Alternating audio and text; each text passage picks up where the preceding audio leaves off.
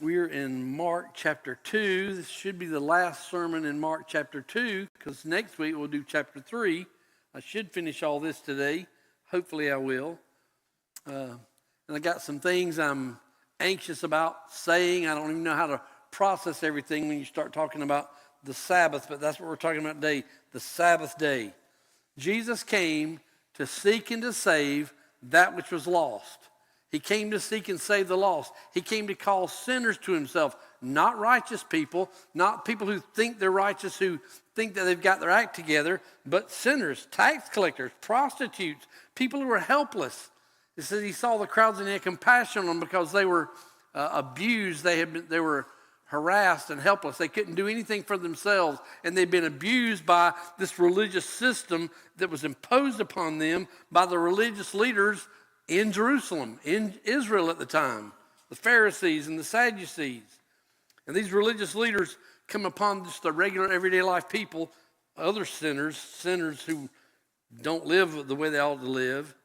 And these Pharisees, these leaders are always coming around looking for some kind of violation, looking for something you did wrong so they can judge you, looking for something so they can find you made an infraction on God's law and they're going to judge you. They also came to judge you, and they came to look for things that are wrong with you that they made up. Additions to the law, things that aren't even in the law, like we looked at last time. Fasting 2 days a week. Why aren't your disciples fasting? The Pharisees fast. John the Baptist's disciples fast. Why don't your disciples fast? Stuff they make up. And all kinds of a variety of rules for Sabbath day. And that's where I'm at today. The Sabbath day. So let's look at Mark chapter 2, verse 23 through 28. It says 27, but it's really 28. We'll see what happens. One Sabbath, Jesus was going through the grain fields, and as his disciples walked along, they began to pick some heads of grain. The Pharisees said to him, "Look, why are they doing what is unlawful on the Sabbath?" He answered, "Have you never read what David did when he and his companions were hungry and in need? In the days of Abiathar, the high priest, he entered the house of God and ate the consecrated bread, which is lawful only for priests to eat. And he also gave some to his companions. Then he said to them, 'The Sabbath was made for man, not man for the Sabbath. So the Son of Man is Lord even of the Sabbath.'" Now, the Sabbath comes up quite a few times, issues with the Sabbath, problems with the Sabbath, problems with how you're supposed to behave on the Sabbath, problems with things you're supposed to do on the Sabbath and not supposed to do on the Sabbath, pop up 5 times in the Gospel of Mark. Chapter 1, Jesus is teaching in the synagogue in Capernaum on the Sabbath. Now, there's no controversy happened on that day except Jesus cast a demon out, freaks everybody out. But there was no controversy that day. Here on this day, there's a controversy that happens because Jesus does something on the Sabbath. His disciples do something on the Sabbath. You have 3 more episodes coming after this in Mark. And hopefully as we look at these things and study the concepts and the applications of Sabbath laws and Sabbath rule, we'll be able to come up with some kind of, we'll figure it out. That's the way I'm trying to look at it. I'll figure it out. I don't know if I know everything that there is to figure out. But we'll look at this some more as we go. But it says, one day, one Sabbath, just one Sabbath, Jesus and his disciples are walking through grain fields. Now, it's interesting here. This is a setup for the controversy. The Greek text says, "It just so happened on the Sabbath," or "It came to pass on a Sabbath." Now, this is not like the normal way the Greek would say it if you were trying to say, I've got some random chance things for you to look at that are not really random chance. God providentially orchestrates and sets things up for you. It doesn't say it like that, but you know just by saying it just so happened one Sabbath that it's not by random chance circumstances. But everything that happens in Jesus' life and everything that happens in his ministry and with his disciples, especially on Sabbath days, is a divine setup for a confrontation. It's a confrontation with controversy in it, and the controversy is with the people who hate Jesus, namely the Pharisees. They don't like him. They don't like his disciples. They don't like any sinners. They don't like it that Jesus went to Matthew's house, went to Levi's party, and hung out with tax collectors and prostitutes. They don't like it that he called one of his disciples, Levi, Matthew, a tax collector, to come and follow him. These Pharisees hate Jesus. And while it's still early in Jesus' ministry, he knows what he's doing, and he's doing this stuff on purpose so he can expose their rules that they made up. He's going to expose them and the rules that they make up for everybody else to have to obey. And they do them too, I guess, but they want you to obey them. So it says in verse 23, one Sabbath, Jesus was going through the grain fields. And as his disciples walked along, they began to pick some heads of grain. Now, I chased my own little rabbit. I'm just going to chase it for a few minutes here. I'm assuming that the grain fields that they walk through are not public property. Somebody owns the grain field. Somebody planted the grain in the grain field. Someone has a hope of, they own the grain field, they have a hope of a crop that they planted is probably going to harvest it and sell it and make some money on that crop. And the grain is about ready to harvest. It's ripe enough for the disciples to pick some off and eat it. So we're ready for a harvest time, and here's Jesus and his disciples going through there, eating grain heads, and probably going to make all kind of gluten products with that. Now, it's one thing to walk through someone's property to get to the other side or something like that, but Jesus and his disciples are picking the grain and eating the grain. I know one time we live in the South, you see cotton fields along the way when you travel down country roads, and it's so pretty you want to go out and get you some.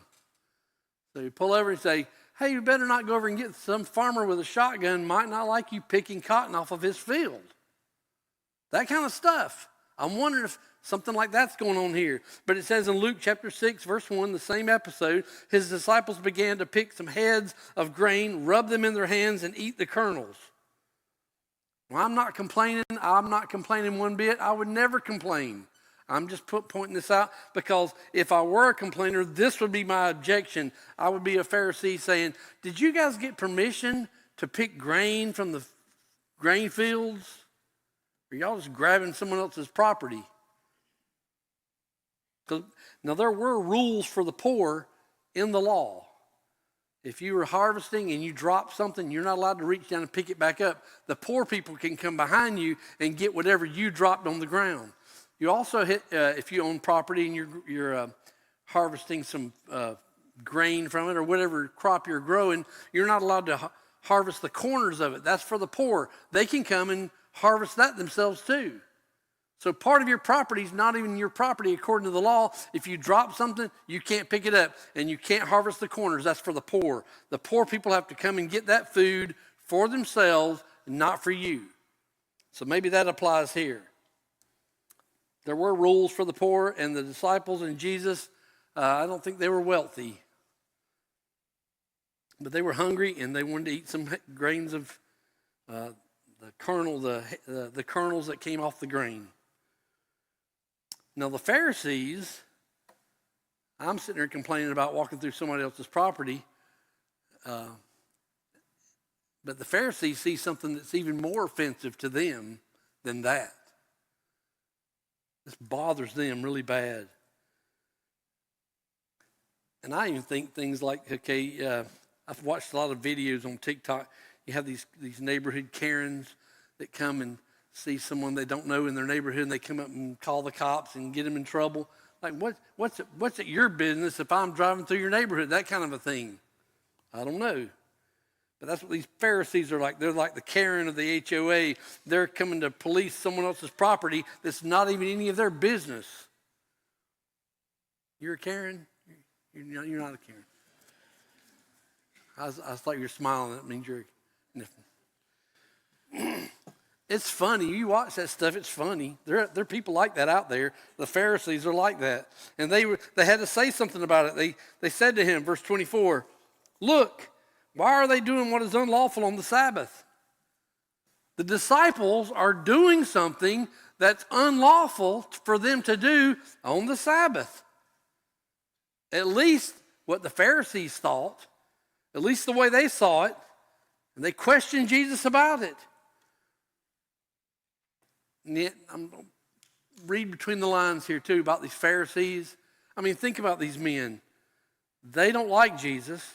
They complain about everything. He heals somebody, and they're like, only God can forgive sin. And he forgives sins. Only God can forgive sins. They don't like anything he does. But you know what else they do? They tag along and follow him everywhere he goes. They're probably right there at the grain field, walking right behind him, or right there on the edge of it, walking with their binoculars out, checking out what Jesus and his disciples are doing. They're spying on them, looking for something to get them with. And they're basically asking this kind of question of Jesus, not so much, why are your disciples doing what's unlawful on the Sabbath? Why are you letting them break the law on the Sabbath?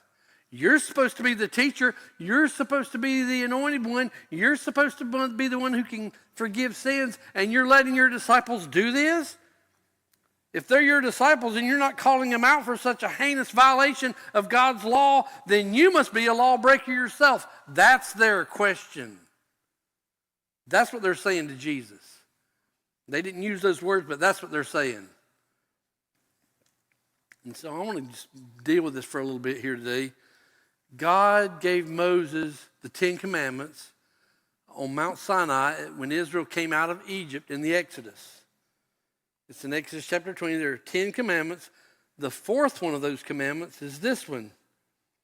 Remember the Sabbath day by keeping it holy.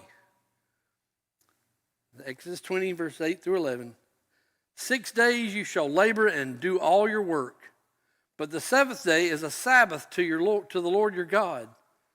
On it you shall not do any work, neither you, nor your son, nor daughter, nor your manservant, or maidservant, nor your animals, nor the alien within your gates. Nobody is supposed to work on the Sabbath day. That's a day of holy to God. You work on the other 6 days, but not on the seventh day. And that's what God did. Verse 11 says, for in the 6 days the Lord made the heavens and the earth, the sea, and all that is in them, but he rested on the seventh day. Therefore the Lord blessed the Sabbath day and made it holy. Now the word Sabbath means rest. That's what the word means, it's just a rest day. It was for Israel a command of God, a law given to them through Moses, a command to Israel that they're supposed to cease labor and rest on the seventh day. The last day of that week, they're supposed to rest, not do anything. The seventh day. Now let me just point this out too. That was a Saturday on our calendar. That's not a Sunday. Sunday is not the seventh day. Sunday is the first day of the week. The Sabbath is the Saturday. That's the seventh day of the week, not Sunday. So I just threw that in there for extra. You don't even have to appreciate me for that one, the appreciation. Just extra. But this is serious stuff. This is so serious. I want to show you how serious it is. In Exodus chapter 35, same thing. For 6 days work is to be done, but the seventh day shall be your holy day, a Sabbath of rest to the Lord. Now check this out. Whoever does any work on it must be put to death. I'm not going to get you're not going to get in trouble. You're not going to get scolded. You're not going to get reprimanded. You're not going to get rebuked. You're going to be killed. Do not light a fire in any of your dwellings on the Sabbath day. Okay, I mean, what if it's cold outside and you have a fireplace in your house? You can't light a fire? It's not a game, it's serious. God says this. I think it's interesting too. I didn't put the verses up here for you, and I don't even remember where the reference. But Israel was hungry, so God gave them manna. Manna just appeared on the ground every day. And Israel said, "What is this?" It's manna. The manna is a word that means, what is it? What is it? It's manna. And then God gave them some rules. You can collect so much each day. If you collect more than that, then the next, because you want to stockpile it, and you collect more than you're supposed to collect, the next day, maggots will be growing on it, and it'll stink really bad. And anybody who collected more than they should have, it would stink the next day, and there'd be maggots crawling on the food. So only collect what you need for that day. But on the sixth day, you collect twice as much, because there's not going to be any on the ground on the seventh day. God made it so that the Sabbath, there would be no manna on the ground for nothing you to get. So if you didn't get double on the sixth day, you were hungry on the seventh day. But there was none to get. So God even made provisions supernaturally for Israel not to collect manna on the seventh day. That kind of a thing. So it's serious. Here's an episode in Numbers chapter 15. Verse 32 to 36, it says, while the Israelites were in the desert, a man was found gathering wood on the Sabbath day. Those who found him gathering wood brought him to Moses and Aaron and the whole assembly. And they kept him in custody because it was not clear what should be done with him. I mean, we got to categorize, what are you collecting wood for on the Sabbath? God already said, don't build a fire in your house on the Sabbath. Why are you out there collecting wood? Then the Lord said to Moses, the man must die. The whole assembly must stone him outside the camp. So the assembly took him outside the camp and stoned him to death as the Lord commanded Moses. You know what the guy was going to do? He was going to collect wood, and then he was going to go to his house, probably a cold day, and build a fire in his house. Totally violate what God said for Israel not to do.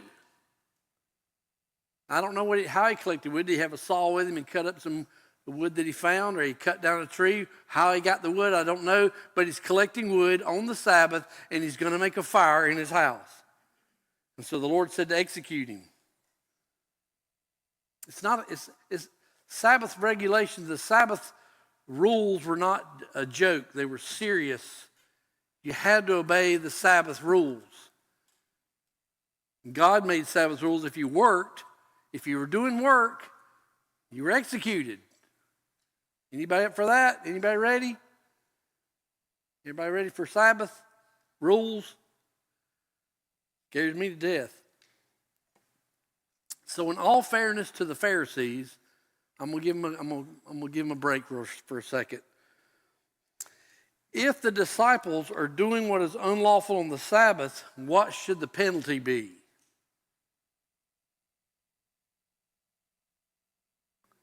Death, right?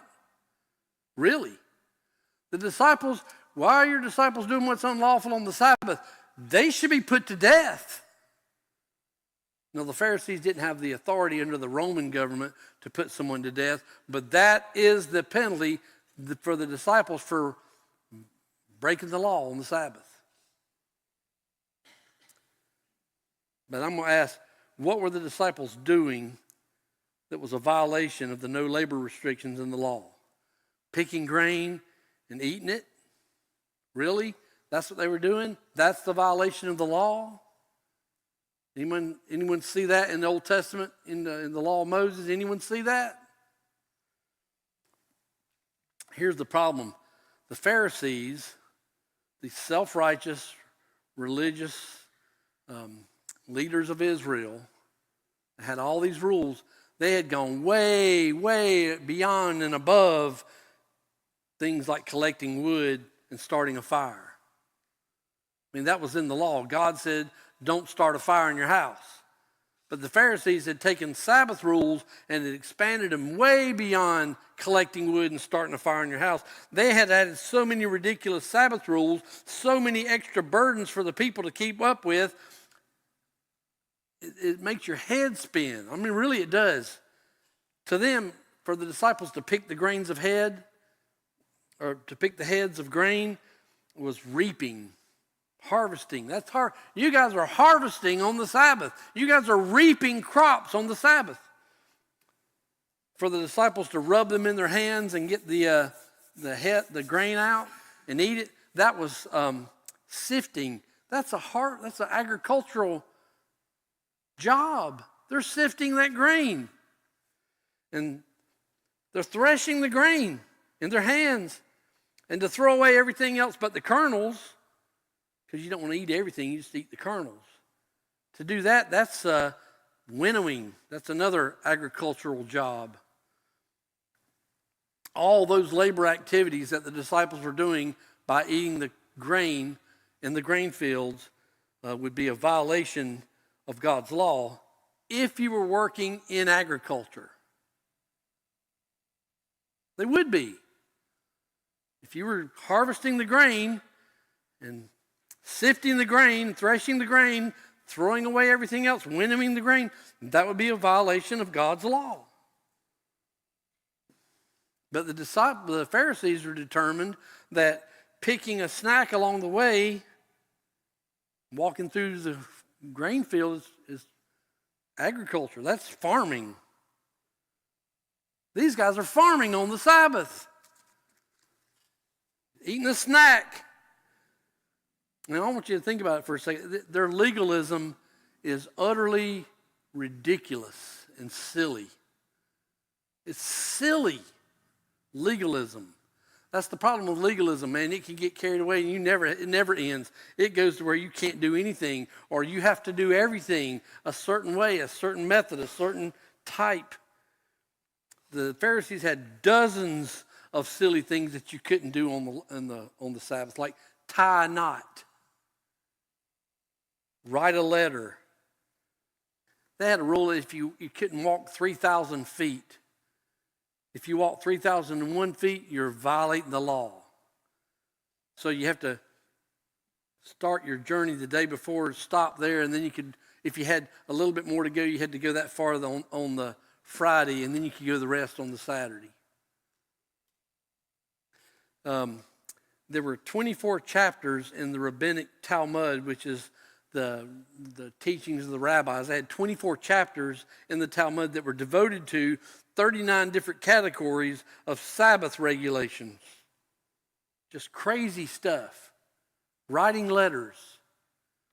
Picking grain on the Sabbath in a grain field. And so Jesus answers them. And this is a setup. This is not just a random chance thing that happened to the disciples and Jesus and the Pharisees. Jesus sets this up to confront their extreme separatist traditions, all their additions to the law of Moses. He sets them up with a question. He says, verse 25, "Have you never read what David did when he and his companions were hungry and in need?" This is fascinating to me. Jesus answers the Pharisees by appealing to a favorite, not just their favorite, everybody's favorite Old Testament character, David. You know David, the king. David who slayed Goliath with a slingshot. David who killed thousands and thousands of Philistines in battle and who delivered Israel from the Philistines. David who God made a messianic promise to, that through him a Messiah would come. Everybody loved David. Even though David was flawed and had problems, he had an adulterous affair with Bathsheba. He had 9 wives. All kinds of things wrong with David. David is everyone's favorite. And Jesus asked him a question about David, and it really didn't have anything to do with the Sabbath either. But it did have to do with some very real, true violations of God's law concerning ceremonial law, which is basically what the Sabbath is. It's a ceremonial provision in the law. You don't work on the Sabbath. When everyone's hero was in need, what did he do? He broke the law. He says to them, have you not read about this? And Jesus does this several times. Have you not read? Here's these religious leaders, these scholars, these teachers of the law, these experts in the law, and Jesus says, haven't you ever read? You arrogant, so-called, self-proclaimed experts? And you've never read this? Are you ignorant of what God says in the Old Testament, what God has spoken to us and inspired for us? Are you ignorant of that, Pharisees? So just by asking them, have you not read, he's basically insulting their intellectual and scholarly integrity. They have no intellectual integrity. They have no scholarly integrity. Yeah, they've read it, but no, they haven't. Because if they had read it, they would have said, oh, we better chill out a little bit here. Here's what your superhero King David did. Verse 26. In the days of Abiathar, the high priest, he entered the house of God and ate the consecrated bread, which is lawful only for priests to eat. And he also gave some to his companions. What's Jesus talking about there? What's he talking about? Well, he's referring to the book of 1 Samuel, chapter 21. David was running from King Saul.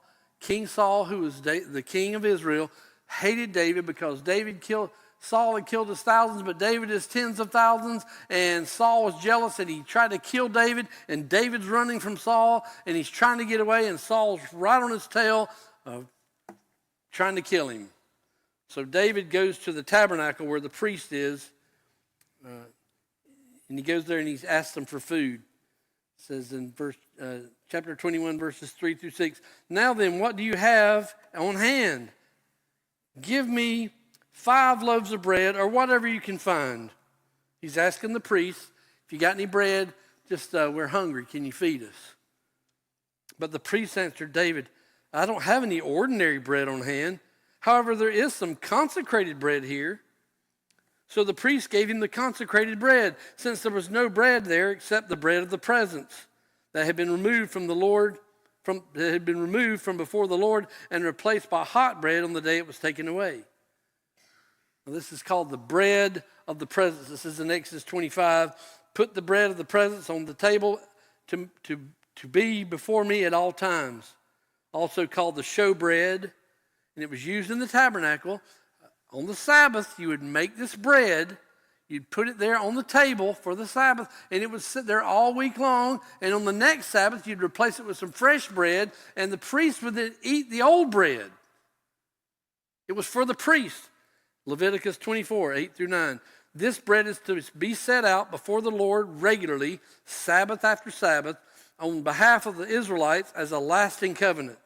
It belongs to Aaron and his sons, those are the priests, who are to eat it in a holy place because it is most holy part of their regular share of the offerings made by the Lord to the Lord by fire. So only the priests, only the priestly group, Aaron and his descendants, only they could eat this bread. They are the only ones who are allowed to eat the showbread, the only ones who are allowed to eat the bread of the presence. That's what this is. But guess who else ate some? David ate some, and David gave some to his companions. They ate some of this bread. They're not allowed to eat this bread. Only the priest, not David. I don't care if he is the anointed king who's supposed to come. I don't care who he is. I don't care if he's killed Goliath or tens of thousands of Philistines. He's not allowed to eat this bread. It's only for the priests. Divine law had designated it as food for the priests and for them alone. So how did David and his companions get away with that?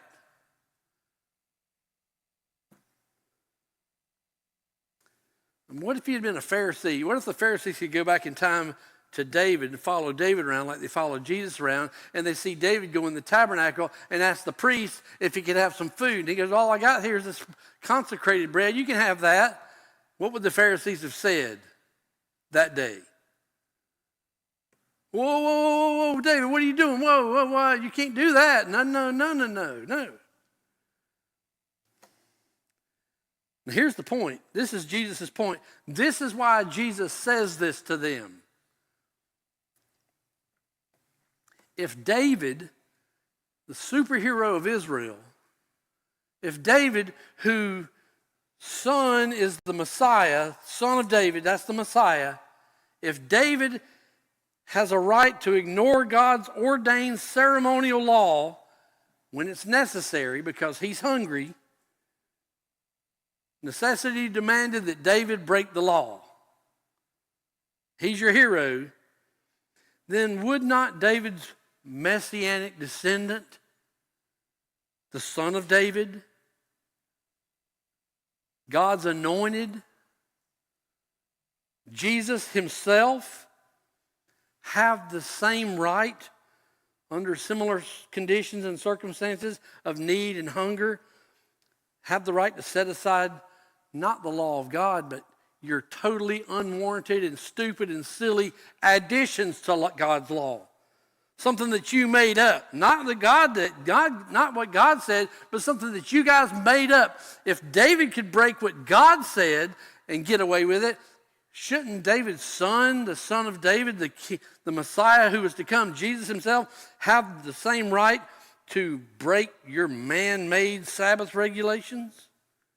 You can't give David a pass on something that's very serious that God said and not give a pass to us on something way less serious. You follow me? Does that make any sense? I mean, that's what Jesus is saying to the Pharisees. You're over here judging my disciples, and we're doing something way less than what your hero did, and you didn't judge him. You're going to give him a pass. You better give us a pass too. You guys are hypocrites just for pointing it out in the first place. That's what Jesus meant.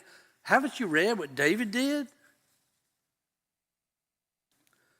Now, I do want to point something out here too. There is a discrepancy in the text. It wouldn't be fair, it wouldn't be right for me to ignore it. I'm going to mention it and we'll talk about it. There's a discrepancy with the scriptures. And we can't stand that. We're conservative. We believe that God's word is infallible and inerrant. Every word, all the words, and every word is God's ordained word. God's inspired word. There are no errors in Scripture. But it says in Samuel 21, we read Samuel 21 a while ago when David's talking to the priest. And it says in verse 1, I started in verse 3 a while ago, but this is verse 1. It says, David went to Nob, that was the name of the town where they had the tabernacle, to Ahimelech the priest. Ahimelech trembled when he met him and asked, why are you alone? Why is no one with you? See, Ahimelech knew that David was being chased down by Saul. And when David shows up at his house, he's like, oh, Lordy mercy, where's everybody else? Are the cops? Did anyone follow you? Where's Saul? Where's his army? We're in trouble now just for you showing up here. And his name was Ahimelech in 1 Samuel 21. Jesus said it was in the days of Abiathar, the high priest. That's a problem, right? There are some really good scholars out there, and I read them, who think that we have an insurmountable problem. It's not satisfactorily solved. And I'm like, I don't think it's that big of a deal. I don't think it's that difficult at all. And so I'm going to go with this solution. And it's very simple to me. King Saul pursuing David. He's trying to kill him. He finds out that Ahimelech gave David some food. Now, what would you do if you were King Saul chasing David and you get to Nob and you get to the tabernacle and they say, hey, where's David been here? Yeah, we gave him some food. What would you do if you were the king and hated David? I'll tell you what Saul did. He tells all of his soldiers, kill those priests. And his soldiers, they refuse. No, we can't kill the priests, O king. That would be bad. We can't do that. So 1 Samuel 22, 18 and 19, king ordered Doeg. Man, that's his name, Doeg. Not Doug, but Doeg.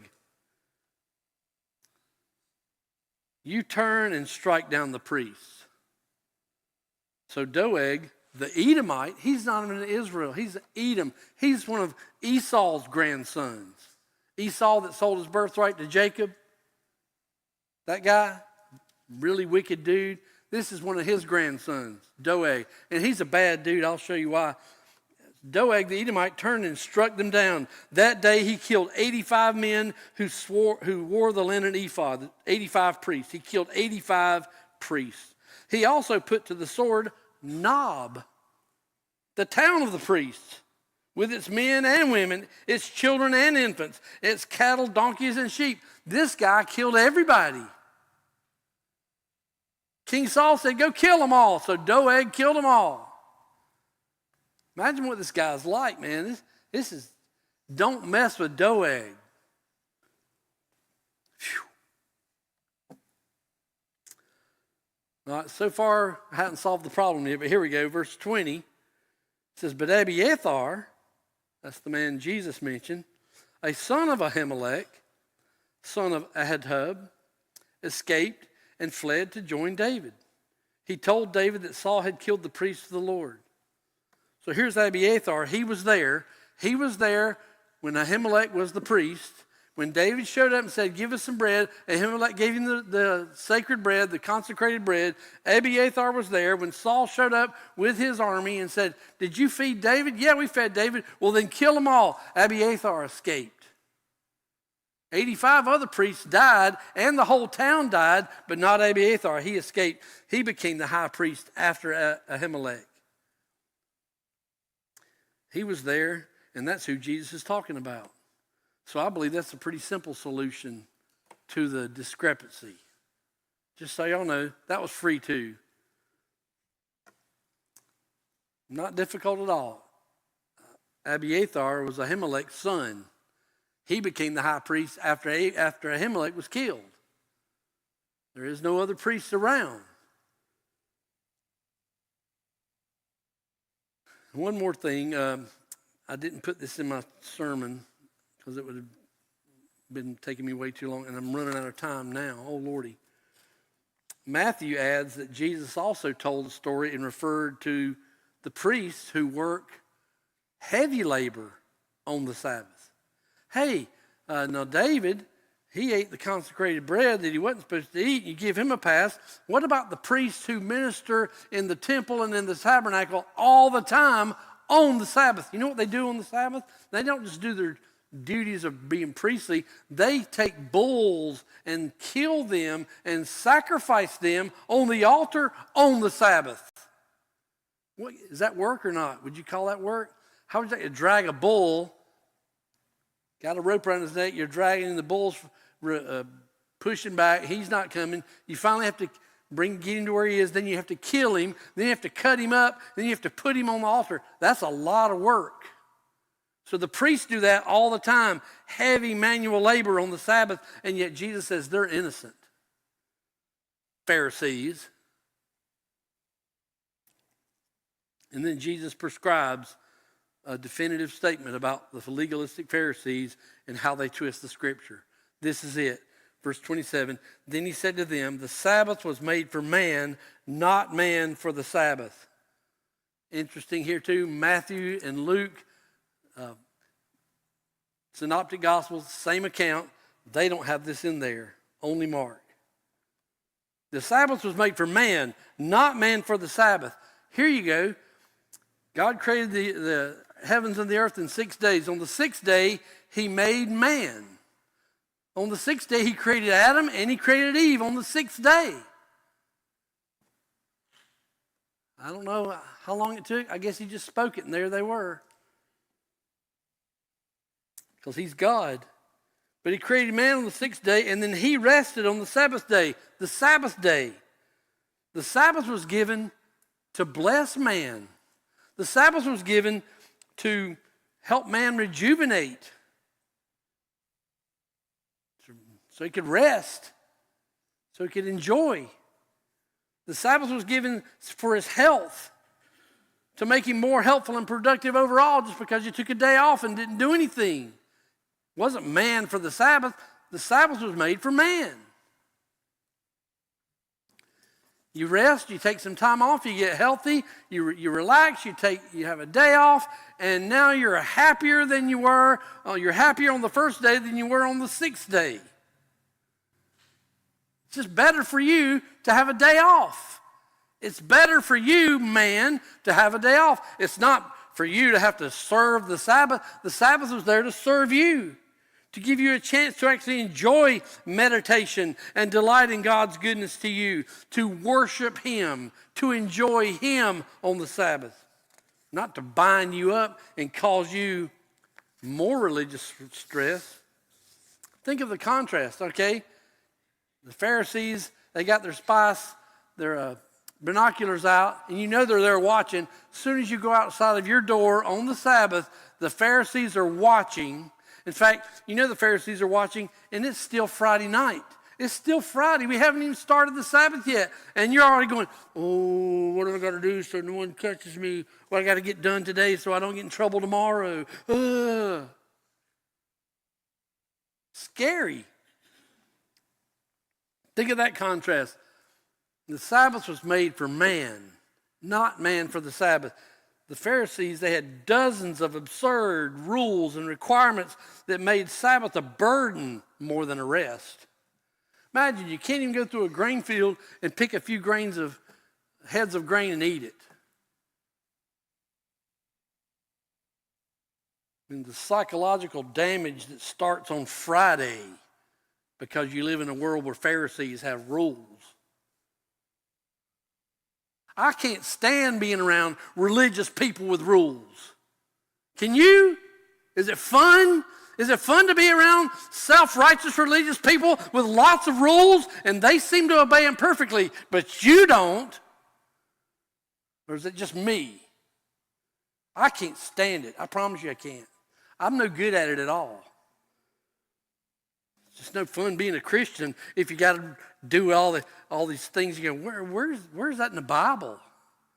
Is that a Bible rule? All these Sabbath extras? No, next week's about the Sabbath too, so I know what I don't finish today, I'm going to bring up next week because I don't want to go too long. But Jesus said in verse 28, so the Son of Man is Lord even of the Sabbath. Jesus Christ himself, he is the Lord. He's the Son of Man, and he claims for himself to have authority over the Sabbath. He is master of the Sabbath. He is master even of the Sabbath. He's master over all of God's law, including the Sabbath.